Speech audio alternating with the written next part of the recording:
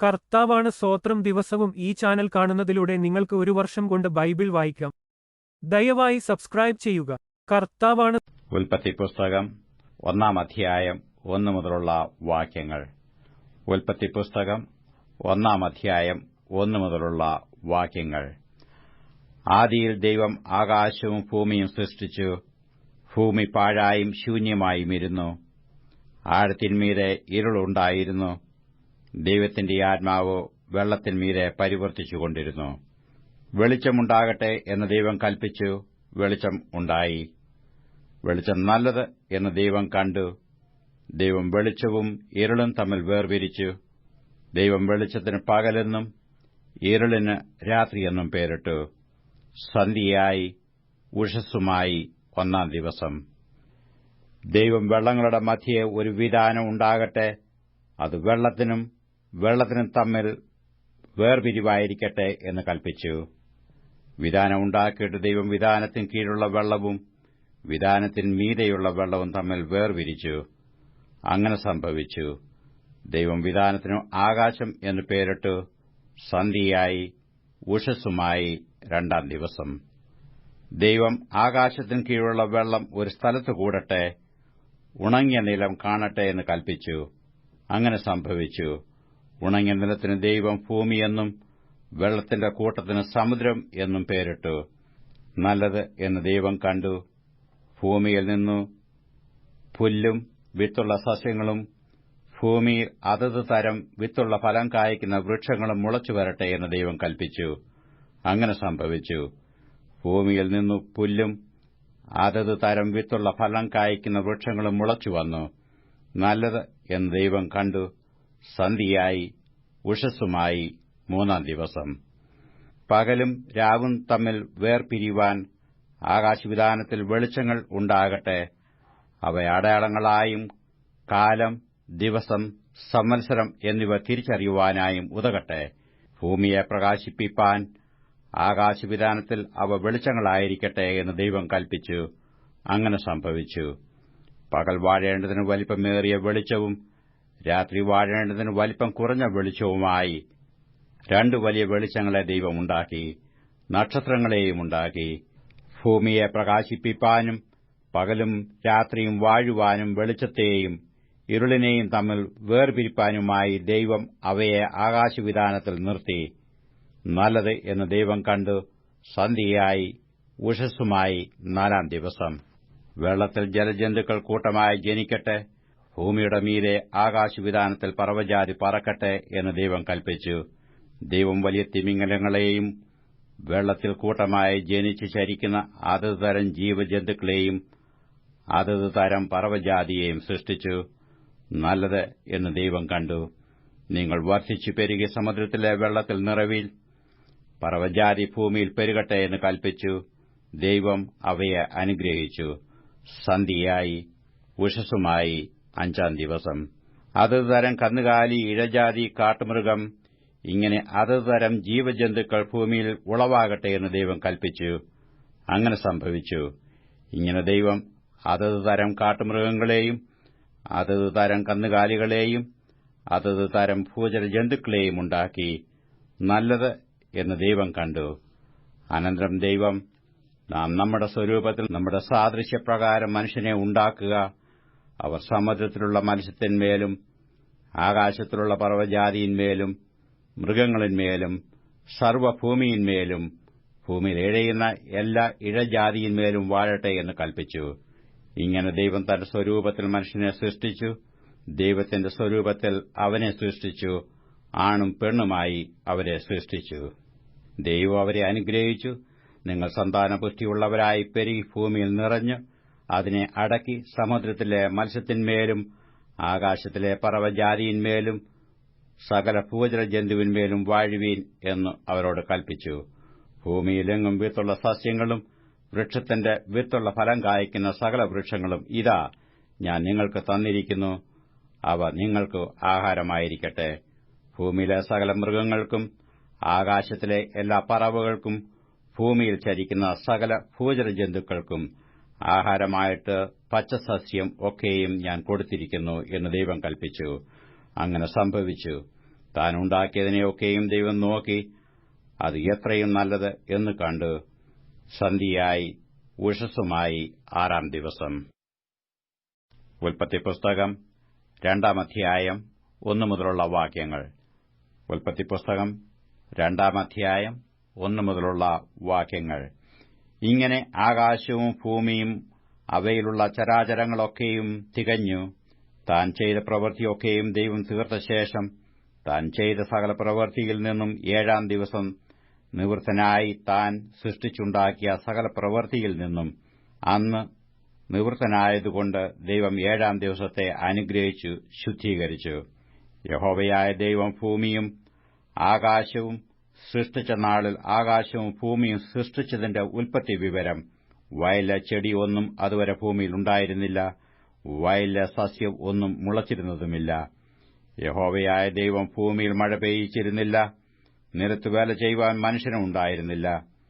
ഭൂമിയിൽ നിന്നു മഞ്ഞു പൊങ്ങി നിലമൊക്കെയും നനച്ചു വന്നു. യഹോവയായ ദൈവം നിലത്തെ പൊടികൊണ്ട് മനുഷ്യനെ നിർമ്മിച്ചിട്ട് അവന്റെ മൂക്കിൽ ജീവശ്വാസം ഊതി മനുഷ്യൻ ജീവനുള്ള ദേഹിയായി തീർന്നു. അനന്തരം യഹോവയായ ദൈവം കിഴക്ക് ഏദനിൽ ഒരു തോട്ടമുണ്ടാക്കി താൻ സൃഷ്ടിച്ച മനുഷ്യനെ അവിടെയാക്കി. കാൺമാൻ ഭംഗിയുള്ളതും തിന്മാൻ നല്ല ഫലമുള്ളതുമായ ഓരോ വൃക്ഷങ്ങളും തോട്ടത്തിന്റെ നടുവിൽ ജീവവൃക്ഷവും നന്മതിന്മകളെക്കുറിച്ചുള്ള അറിവിന്റെ വൃക്ഷവും യഹോവയായ ദൈവം നിലത്തുനിന്ന് മുളപ്പിച്ചു. തോട്ടം നനപ്പാൻ ഒരു നദി ഏദനിൽ നിന്ന് പുറപ്പെട്ടു. അത് അവിടെ നിന്ന് 4 ശാഖയായി പിരിഞ്ഞു. ഒന്നാമത്തേതിന് പീശോൻ എന്നു പേർ. അവ ഹവീലദേശമൊക്കെയും ചുറ്റുന്നു. അവിടെ പൊന്നുണ്ട്. ആ ദേശത്തിലെ പൊന്ന് മേത്രമാകുന്നു. അവിടെ ഗുൽഗുലുവും ഗോമേദകവുമുണ്ട്. 2-ാം നദിക്ക് ഗീഹോൻ എന്നു പേർ. അത് കൂശ് ദേശമൊക്കെയും ചുറ്റുന്നു. 3-ാം നദിക്ക് ഹിദ്ദേക്കേൽ എന്നു പേർ. അത് അശ്ശൂരിനും കിഴക്കോട്ട് ഒഴുകുന്നു. 4-ാം നദി ഫ്രാത്ത് ആകുന്നു. യഹോവയായ ദൈവം മനുഷ്യനെ കൂട്ടിക്കൊണ്ടുപോയി ഏദൻ തോട്ടത്തിൽ വേല ചെയ്യുവാനും അതിനെ കാപ്പാനും അവിടെയാക്കി. യഹോവയായ ദൈവം മനുഷ്യനോട് കൽപ്പിച്ചത് എന്തെന്നാൽ, തോട്ടത്തിലെ സകല വൃക്ഷങ്ങളുടെയും ഫലം നിനക്ക് ഇഷ്ടം പോലെ തിന്നാം, എന്നാൽ നന്മതിന്മകളെക്കുറിച്ചുള്ള അറിവിന്റെ വൃക്ഷത്തിൽ ഫലം തിന്നരുത്, തിന്നുന്ന നാളിൽ നീ മരിക്കും. അനന്തരം യഹോവയായ ദൈവം മനുഷ്യൻ ഏകനായിരിക്കുന്നത് നന്നല്ല, ഞാൻ അവന് തക്കതായ ഒരു തുണ ഉണ്ടാക്കിക്കൊടുക്കും എന്ന് അരുളിച്ചെയ്തു. യഹോവയായ ദൈവം ഭൂമിയിലെ സകല മൃഗങ്ങളെയും ആകാശത്തിലെ എല്ലാ പറവകളെയും നിലത്തുനിന്ന് നിർമ്മിച്ചിട്ട് മനുഷ്യൻ അവയ്ക്ക് എന്ത് പേരിടുമെന്ന് കാൺമാൻ അവന്റെ മുമ്പിൽ വരുത്തി. സകല ജീവജന്തുക്കൾക്കും മനുഷ്യൻ ഇട്ടത് അവയ്ക്ക് പേരായി. മനുഷ്യൻ എല്ലാ കന്നുകാലികൾക്കും ആകാശത്തിലെ പറവകൾക്കും എല്ലാ കാട്ടുമൃഗങ്ങൾക്കും പേരിട്ടു. എങ്കിലും മനുഷ്യന് തക്കതായ ഒരു തുണ കണ്ടുകിട്ടിയില്ല. ആകയാൽ യഹോവയായ ദൈവം മനുഷ്യന് ഒരു ഗാഢനിദ്ര വരുത്തി. അവൻ ഉറങ്ങിയപ്പോൾ അവന്റെ വാരിയെല്ലുകളിൽ ഒന്ന് എടുത്ത് അതിനു പകരം മാംസം പിടിപ്പിച്ചു. യഹോവയായ ദൈവം മനുഷ്യനിൽ നിന്ന് എടുത്ത വാരിയെല്ലിനെ ഒരു സ്ത്രീയാക്കി അവളെ മനുഷ്യന്റെ അടുക്കൽ കൊണ്ടുവന്നു. അപ്പോൾ മനുഷ്യൻ, ഇത് ഇപ്പോൾ എന്റെ അസ്ഥിയിൽ നിന്ന് അസ്ഥിയും എന്റെ മാംസത്തിൽ നിന്ന് മാംസവും ആകുന്നു. ഇവളെ നരനിൽ നിന്ന് എടുത്തിരിക്കിയാൽ ഇവൾക്ക് നാരി എന്നു പേരാകുമെന്ന് പറഞ്ഞു. അതുകൊണ്ട് പുരുഷൻ അപ്പനെയും അമ്മയെയും വിട്ടുപിരിഞ്ഞ് ഭാര്യയോട് പറ്റിച്ചേരും, അവർ ഏകദേഹമായിത്തീരും. മനുഷ്യനും ഭാര്യയും ഇരുവരും നഗ്നരായിരുന്നു, അവർക്ക് നാണം തോന്നിയില്ലതാനും. മത്തായി എഴുതിയ സുവിശേഷം 1-ാം അധ്യായം 1 മുതലുള്ള വാക്യങ്ങൾ. മത്തായി എഴുതിയ സുവിശേഷം 1-ാം അധ്യായം 1 മുതലുള്ള വാക്യങ്ങൾ. അബ്രഹാമിന്റെ പുത്രനായ ദാവീദിന്റെ പുത്രനായ യേശുക്രിസ്തുവിന്റെ വംശാവലി. അബ്രഹാം ഇസാക്കിനെ ജനിപ്പിച്ചു, ഇസഹാക്ക് യാക്കോബിനെ ജനിപ്പിച്ചു, യാക്കോബ് യഹൂദയെയും അവന്റെ സഹോദരന്മാരെയും ജനിപ്പിച്ചു. യഹൂദ താമാരിൽ പാരസിനെയും സാരഹിനെയും ജനിപ്പിച്ചു. പാരേസ് ഹെസ്രോനെ ജനിപ്പിച്ചു. ഹെസ്രോൻ ആരാമിനെ ജനിപ്പിച്ചു. ആരാം അമ്മീനാദാബിനെ ജനിപ്പിച്ചു. അമ്മീനാദാബ് നഹോശോനെ ജനിപ്പിച്ചു. നഹശോൻ ശൽമോനെ ജനിപ്പിച്ചു. ശൽമോൻ രാഹാബിൽ ബോവാസിനെ ജനിപ്പിച്ചു. ബോവസ് രൂത്തിൽ ഓബേദിനെ ജനിപ്പിച്ചു. ഓബേദ് ഇശായിയെ ജനിപ്പിച്ചു. ഇശായി ദാവീദ് രാജാവിനെ ജനിപ്പിച്ചു. ദാവീദ് ഊരിയാവിന്റെ ഭാര്യയായിരുന്നവളിൽ ശലോമോനെ ജനിപ്പിച്ചു. ശലോമോൻ രഹബ്യാവിനെ ജനിപ്പിച്ചു. രഹബ്യാം അബിയാവെ ജനിപ്പിച്ചു. അബിയാവ് ആസയെ ജനിപ്പിച്ചു. ആസ യോശാഫാത്തിനെ ജനിപ്പിച്ചു. യോശാഫാത്ത് യോരാമിനെ ജനിപ്പിച്ചു. യോരോം ഉസിയാവെ ജനിപ്പിച്ചു. ഉസിയാവ് യോഥാമിനെ ജനിപ്പിച്ചു. യോഥാം ആഹാസിനെ ജനിപ്പിച്ചു. ആഹാസ് ഹിസ്കിയാവെ ജനിപ്പിച്ചു. ഹിസ്കിയാവ് മനശ്ശയെ ജനിപ്പിച്ചു. മനശ്ശെ ആമോസിനെ ജനിപ്പിച്ചു. ആമോസ് യോശിയാവെ ജനിപ്പിച്ചു. യോശിയാവ് യെഖൊന്യാവെയും അവന്റെ സഹോദരന്മാരെയും ബാബേൽ പ്രവാസകാലത്ത് ജനിപ്പിച്ചു. ബാബേൽ പ്രവാസം കഴിഞ്ഞിട്ട് യെഖൊന്യാവ് ശെയൽതീയേലിനെ ജനിപ്പിച്ചു. ശെയൽതീയേൽ സെരുബാബേലിനെ ജനിപ്പിച്ചു. സെരുബാബേൽ അബീഹൂദിനെ ജനിപ്പിച്ചു. അബീഹൂദ് എല്യാക്കീമിനെ ജനിപ്പിച്ചു. എല്യാക്കീം ആസോരിനെ ജനിപ്പിച്ചു. ആസോർ സാദോക്കിനെ ജനിപ്പിച്ചു. സാദോക്ക് ആഖീമിനെ ജനിപ്പിച്ചു. ആഖീം എലീഹൂദിനെ ജനിപ്പിച്ചു. എലീഹൂദ് എലിയാസരെ ജനിപ്പിച്ചു. എലിയാസർ മത്താനെ ജനിപ്പിച്ചു. മത്താൻ യാക്കോബിനെ ജനിപ്പിച്ചു. യാക്കോബ് മറിയയുടെ ഭർത്താവായ യോസഫിനെ ജനിപ്പിച്ചു. അവളിൽ നിന്ന് ക്രിസ്തു എന്നു പേരുള്ള യേശു ജനിച്ചു. ഇങ്ങനെ തലമുറകൾ ആകെ അബ്രഹാം മുതൽ ദാവീദ് വരെ 14, ദാവീദ് മുതൽ ബാബേൽ പ്രവാസത്തോളം 14, ബാബേൽ പ്രവാസം മുതൽ ക്രിസ്തുവിനോളം 14 ആകുന്നു. എന്നാൽ യേശു ക്രിസ്തുവിന്റെ ജനനം ഇവണ്ണമായിരുന്നു. അവന്റെ അമ്മയായ മറിയ യോസഫിനു വിവാഹം നിശ്ചയിക്കപ്പെട്ട ശേഷം അവർ കൂടി വരും മുൻപേ പരിശുദ്ധാത്മാവിനാൽ ഗർഭിണിയായി എന്ന് കണ്ടു. അവളുടെ ഭർത്താവായ യോസേഫ് നീതിമാനാകൊണ്ടും അവൾക്ക് ലോകാപവാദം വരുത്തുവാൻ അവന് മനസ്സിലായിക്കൊണ്ടും അവളെ ഗൂഢമായി ഉപേക്ഷിപ്പാൻ ഭാവിച്ചു. ഇങ്ങനെ നനച്ചിരിക്കുമ്പോൾ കർത്താവിന്റെ ദൂതൻ അവന് സ്വപ്നത്തിൽ പ്രത്യക്ഷനായി, ദാവീദിന്റെ മകനായ യോസേഫേ, നിന്റെ ഭാര്യയായ മറിയയെ ചേർത്തുകൊള്ളുവാൻ ശങ്കിക്കേണ്ട. അവളിൽ ഉൽപ്പാദിതമായത് പരിശുദ്ധാത്മാവിനാലാകുന്നു. അവൾ ഒരു മകനെ പ്രസവിക്കും. അവൻ തന്റെ ജനത്തെ അവരുടെ പാപങ്ങളിൽ നിന്ന് രക്ഷിപ്പാനിരിക്കൊണ്ട് നീ അവന് യേശു എന്ന് പേരിടേണം എന്ന് പറഞ്ഞു. കന്യക ഗർഭിണിയായി ഒരു മകനെ പ്രസവിക്കും. അവന് ദൈവം നമ്മോടുകൂടെ എന്നർത്ഥമുള്ള ഇമ്മാനുവേൽ എന്ന് പേർ വിളിക്കും എന്ന് കർത്താവ് പ്രവാചകൻ മുഖാന്തരം അരുളിച്ചെയ്തത് നിവൃത്തിയാകുവാൻ ഇതൊക്കെയും സംഭവിച്ചു. യോസേഫ് ഉറക്കമുണർന്നു. കർത്താവിന്റെ ദൂതൻ കൽപ്പിച്ചതുപോലെ ചെയ്തു. ഭാര്യയെ ചേർത്തുകൊണ്ട് അവനെ പ്രസവിക്കും വരെ അവൻ അവളെ പരിഗ്രഹിച്ചില്ല. മകനു അവൻ യേശു എന്ന് പേർ വിളിച്ചു. മത്തായി എഴുതിയ സുവിശേഷം 2-ാം അധ്യായം 1 മുതലുള്ള വാക്യങ്ങൾ. മത്തായി എഴുതിയ സുവിശേഷം 2-ാം അധ്യായം 1 മുതലുള്ള വാക്യങ്ങൾ. ഹെരോദ രാജാവിന്റെ കാലത്ത് യേശു യഹൂദ്യയിലെ ബേത്ലഹേമിൽ ജനിച്ച ശേഷം കിഴക്കുനിന്ന് വിദ്വാൻമാർ യെരുശലേമിലെത്തി. യഹൂദന്മാരുടെ രാജാവായി പിറന്നവൻ എവിടെ? ഞങ്ങൾ അവന്റെ നക്ഷത്രം കിഴക്ക് കണ്ടു അവനെ നമസ്കരിപ്പാൻ വന്നിരിക്കുന്നുവെന്ന് പറഞ്ഞു. ഹെരോദ രാജാവ് അത് കേട്ടിട്ടു അവനും യെരുശലേമൊക്കെയും ഭ്രമിച്ചു. ജനത്തിന്റെ മഹാപുരോഹിതന്മാരെയും ശാസ്ത്രിമാരെയും എല്ലാം കൂട്ടിവരുത്തി, ക്രിസ്തു എവിടെയാകുന്നു ജനിക്കുന്നത് എന്ന് അവരോട് ചോദിച്ചു. അവർ അവനോട്, യഹൂദയിലെ ബേത്ലഹേമിൽ തന്നെ. യഹൂദ്യദേശത്തിലെ ബേത്ലഹേമേ, നീ യഹൂദ പ്രഭുക്കന്മാരിലൊട്ടും ചെറുതല്ല. എന്റെ ജനമായ ഇസ്രയേലിനെ മേയ്പ്പാനുള്ള തലവൻ നിന്നിൽ നിന്ന് പുറപ്പെട്ടു വരും എന്നിങ്ങനെ പ്രവാചകൻ മുഖാന്തരം എഴുതിയിരിക്കുന്നു എന്ന് പറഞ്ഞു. എന്നാൽ ഹെരോദ വിദ്വാൻമാരെ രഹസ്യമായി വിളിച്ചു നക്ഷത്രം വെളിവായ സമയം അവരോട് സൂക്ഷ്മമായി ചോദിച്ചറിഞ്ഞു. അവരെ ബേത്ലഹേമിലേക്ക് അയച്ചു, നിങ്ങൾ ചെന്ന് ശിശുവിനെക്കുറിച്ച് സൂക്ഷ്മമായി അന്വേഷിപ്പീൻ. കണ്ടെത്തിയാൽ ഞാനും ചെന്നു അവനെ നമസ്കരിക്കേണ്ടതിന് വന്ന് എന്നെ അറിയിപ്പീൻ എന്ന് പറഞ്ഞു.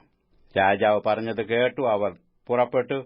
അവർ കിഴക്ക് കണ്ട നക്ഷത്രം ശിശു ഇരിക്കുന്ന സ്ഥലത്തിനു മീതെ വന്ന് നിൽക്കുവോളം അവർക്ക് മുൻപായി പോയിക്കൊണ്ടിരുന്നു. നക്ഷത്രം കണ്ടതുകൊണ്ട് അവർ അത്യന്തം സന്തോഷിച്ചു. ആ വീട്ടിൽ ചെന്നു ശിശുവിനെ അമ്മയായ മറിയയോടുകൂടെ കണ്ടു വീണു അവനെ നമസ്കരിച്ചു. നിക്ഷേപപാത്രങ്ങളെ തുറന്ന് അവന് പൊന്നും കുന്തിരുക്കവും മൂരും കാഴ്ചവെച്ചു. ഹെരോദാവിന്റെ അടുക്കൽ മടങ്ങിപ്പോകരുത് എന്ന് സ്വപ്നത്തിൽ അരുളപ്പാടുണ്ടായിട്ടു അവർ വേറെ വഴിയായി സ്വദേശത്തേക്ക് മടങ്ങിപ്പോയി. അവർ പോയ ശേഷം കർത്താവിന്റെ ദൂതൻ യോസഫിന് സ്വപ്നത്തിൽ പ്രത്യക്ഷനായി, നീ എഴുന്നേറ്റ് ശിശുവിനെയും അമ്മയെയും കൂട്ടിക്കൊണ്ട് മിസ്രൈമിലേക്ക് ഓടിപ്പോയി ഞാൻ നിന്നോട് പറയും വരെ അവിടെ പാർക്കുക. ഹെരോദാവ് ശിശുവിനെ നശിപ്പിക്കേണ്ടതിന് അവനെ അന്വേഷിപ്പാൻ ഭാവിക്കുന്നുവെന്ന് പറഞ്ഞു. അവൻ എഴുന്നേറ്റ് ശിശുവിനെയും അമ്മയെയും രാത്രിയിൽ തന്നെ കൂട്ടിക്കൊണ്ടും പുറപ്പെട്ടു മിസ്രൈമിലേക്ക് പോയി. ഹെരോദാവിന്റെ മരണത്തോളം അവൻ അവിടെ പാർത്തു. മിസ്രൈമിൽ നിന്ന് ഞാൻ എന്റെ മകനെ വിളിച്ചു വരുത്തി എന്ന് കർത്താവ് പ്രവാചകൻ മുഖാന്തരം അരുളിച്ചെയ്തത് നിവൃത്തിയാകുവാൻ സംഗതി വന്നു. വിദ്വാൻമാർ തന്നെ കളിയാക്കിയെന്ന് ഹെരോദാവ് കണ്ടു വളരെ കോപിച്ചു. വിദ്വാൻമാരോട് ചോദിച്ചറിഞ്ഞ കാലത്തിന് ഒത്തവണ്ണം 2 വയസ്സും താഴെയുമുള്ള ആൺകുട്ടികളെയൊക്കെയും ബേത്ലഹേമിലും അതിന്റെ എല്ലാ അതിരുകളിലും ആളയച്ച് കൊല്ലിച്ചു. റാമയിൽ ഒരു ശബ്ദം കേട്ടു, കരച്ചിലും വലിയ നിലവിളിയും തന്നെ. റാഹേൽ മക്കളെ ചൊല്ലി കരഞ്ഞു. അവർ ഇല്ലായ്കയാൽ ആശ്വാസം കൈക്കൊള്ളുവാൻ മനസ്സില്ലാതിരുന്നു എന്ന് യെരമ്യാ പ്രവാചകൻ മുഖാന്തരം അരുളിച്ചെയ്തത് അന്ന് നിവൃത്തിയായി. എന്നാൽ ഹെരോദാവ് കഴിഞ്ഞുപോയ ശേഷം കർത്താവിന്റെ ദൂതൻ മിസ്രൈമിൽ വെച്ച് യോസഫിന് സ്വപ്നത്തിൽ പ്രത്യക്ഷനായി. ശിശുവിന് പ്രാണഹാനി വരുത്തുവാൻ നോക്കിയവർ മരിച്ചുപോയതുകൊണ്ട് നീ എഴുന്നേറ്റ് ശിശുവിനെയും അമ്മയെയും കൂട്ടിക്കൊണ്ട് ഇസ്രയേൽ ദേശത്തേക്ക് പോക എന്ന് പറഞ്ഞു. അവൻ എഴുന്നേറ്റ് ശിശുവിനെയും അമ്മയെയും കൂട്ടിക്കൊണ്ട് ഇസ്രയേൽ ദേശത്ത് വന്നു. എന്നാൽ യഹൂദ്യയിൽ അർക്കലയോസ് തന്റെ അപ്പനായ ഹെരോദാവിന് പകരം വാഴുന്നുവെന്ന് കേട്ടതുകൊണ്ട് അവിടെ പോകുവാൻ ഭയപ്പെട്ടു. സ്വപ്നത്തിൽ അരുളപ്പാടുണ്ടായിട്ട് ഗലീല പ്രദേശങ്ങളിലേക്ക് മാറിപ്പോയി. അവൻ നസ്രായനെന്ന് വിളിക്കപ്പെടുമെന്ന് പ്രവാചകൻ മുഖാന്തരം അരുളിച്ചെയ്തത് നിവൃത്തിയാവാൻ തക്കവണ്ണം നസറേത്ത് എന്ന ഗ്രാമത്തിൽ ചെന്നു പാർത്തു. 1 സങ്കീർത്തനം 1 മുതലുള്ള വാക്യങ്ങൾ. 1 സങ്കീർത്തനം 1 മുതലുള്ള വാക്യങ്ങൾ. ദുഷ്ടന്മാരുടെ ആലോചന പ്രകാരം നടക്കാതെയും പാപികളുടെ വഴിയിൽ നിൽക്കാതെയും പരിഹാസികളുടെ ഇരിപ്പിടത്തിൽ ഇരിക്കാതെയും യഹോവയുടെ ന്യായപ്രമാണത്തിൽ സന്തോഷിച്ച് അവന്റെ ന്യായപ്രമാണത്തെ രാപകൽ ധ്യാനിക്കുന്നവൻ ഭാഗ്യവാൻ. അവൻ ആറ്റരികത്ത് നട്ടിരിക്കുന്നതും തക്ക കാലത്ത് ഫലം കായ്ക്കുന്നതും ഇല വാടാത്തതുമായ വൃക്ഷം പോലെ ഇരിക്കും. അവൻ ചെയ്യുന്നതൊക്കെയും സാധിക്കും. ദുഷ്ടന്മാർ അങ്ങനെയല്ല, അവർ കാറ്റ് പാറ്റുന്ന പതിർ പോലെയത്രേ. ആകയാൽ ദുഷ്ടന്മാർ ന്യായവിസ്താരത്തിലും പാപികൾ നീതിമാന്മാരുടെ സഭയിലും നിവർന്നു നിൽക്കയില്ല. യഹോവ നീതിമാന്മാരുടെ വഴി അറിയുന്നു, ദുഷ്ടന്മാരുടെ വഴിയോ നാശകരമാകുന്നു.